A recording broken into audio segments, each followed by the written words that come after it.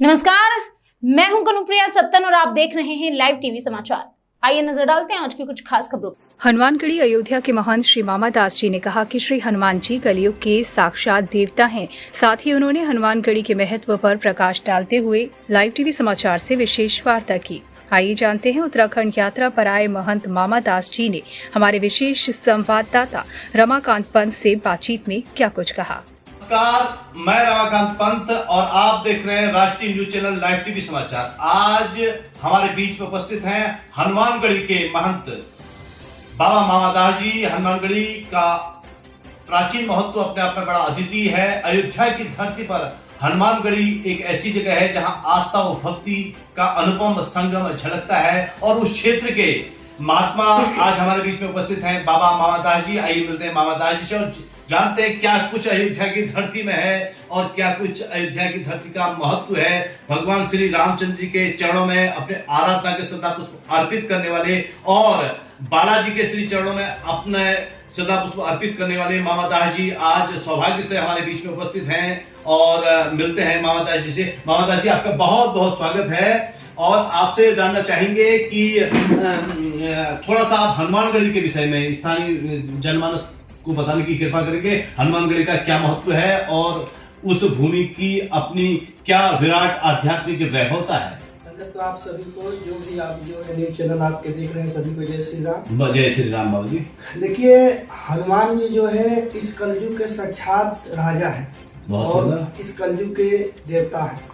जब भगवान अपने साकेत धाम जाने लगे और तार घाट है जो वहां से जब भगवान साकेत को प्रवेश करने लगे, अच्छा, तो उनके साथ में जो है कि हनुमान जी प्रवेश करने लगे। अच्छा, जब भगवान की नजर पड़ी तो हनुमान जी से कहे कि आप जो है कि यहीं रहिए और आपको यहाँ का कार्यभार, यहाँ का राजा आपको हम बना के जा रहे हैं। और कलयुग के अंत में जब भगवान का राम नाम संकीर्तन जब बंद हो जाएगा तब जानिएगा कि कलयुग का अंत हो गया है। और तब इस पृथ्वी पे जब फिर हमारा कलयुग अवतार होगा तब पृथ्वी का फिर लय होकर पुनः फिर जो है सत्ययुग की स्थापना हम करेंगे। अति उत्तम। और हनुमानगढ़ी जो है प्रमुख दर्शन है अयोध्या का। अच्छा। जैसे कि इससे पहले प्रधानमंत्री जी भी जब भूमि पूजन करने गए थे तो पहले हनुमान जी का ही आज्ञा लिए थे, अनुमति लिए थे, क्योंकि वहां से अनुमति लेकर ही जहाँ से हनुमान जी का मुख्य द्वार है वहीं से रामकोट एरिया स्टार्ट हो जाता है। अच्छा।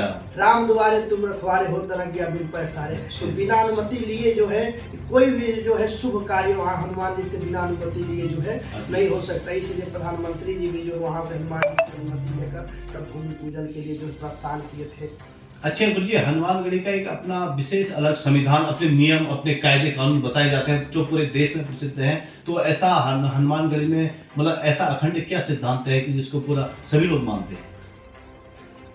हनुमानगढ़ी पंच रामानंद निधवानी अखाड़ा के अंतर्गत आता है जी। और हनुमानगढ़ी का एक अलग अपना संविधान है जी। हनुमानगढ़ी में 4 पट्टी है। अच्छा। सखिया, बसंतिया, हरद्वारी, उज्जैनिया। अच्छा। चारों पट्टी के 4 महंत है अलग अलग जी। उसके ऊपर एक गद्दी नसीन होते हैं। अच्छा। जो हनुमान जी का ही स्वरूप माना जाता है और हनुमान जी के मंदिर के सामने ही गद्दी लगी जाती है। अच्छा। जिसपे बैठते हैं। उसकी नियमावली है कि चारों पट्टी के सभी लोग इकट्ठे होकर और सर्वसम्मति से उसको चयनित करेंगे। चयनित करने के बाद उसकी उम्र जो है 60 प्लस होनी चाहिए। अच्छा। और उसके बाद 60 प्लस होनी चाहिए, सबकी सहमति होना चाहिए, योग्य होना चाहिए उस गद्दी पर बैठने के लिए। उस गद्दी पर बैठेंगे, उस गद्दी पर बैठने के बाद फिर ये हो जाता है कि जब तक वो गद्दी नसीन रहते हैं जिनको गद्दी नसीन भी कहा जाता है। और जो गद्दी नसीन जब तक रहेंगे पूरे जीवन काल में उस हनुमान जी की परिधि क्षेत्र के बाहर नहीं जा सकते। अच्छा, कितनी परिधि होगी गुरु जी? 56 एकड़ का है हनुमान जी की परिधि। अच्छा। 56 एकड़ के बाहर जो है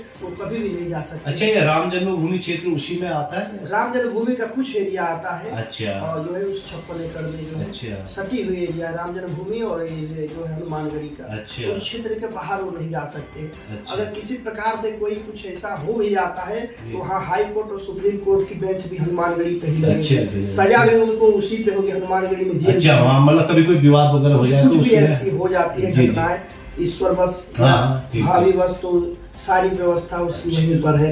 अच्छा, एक चीज और मैं जानना चाहूंगा कि हनुमानगढ़ी के जो योद्धा एक हिसाब से पहलवान जो हैं पूरे देश में प्रसिद्ध हैं, तो ये वहाँ के पहलवानों मतलब वहाँ के अखाड़े किस प्रकार संचालित होते हैं, किस प्रकार वहाँ पहलवान बनते हैं, किस प्रकार लोग वहाँ आते हैं, थोड़ा सा इसमें प्रकाश डालने की कृपा कीजिएगा। हाँ, वहाँ जो अखाड़ों की परंपरा हुए आज से कुछ बरस पहले जब मुगल कालीन था, शासक था और आतताइयों का आतंक था, वैष्णव को मार डालते थे, वैष्णव साधुओं को पूजा नहीं करने देते, तपस्या भजन नहीं करने देते थे, हत्याएं कर देते थे और हिंदू धर्म पे अत्याचार करते थे।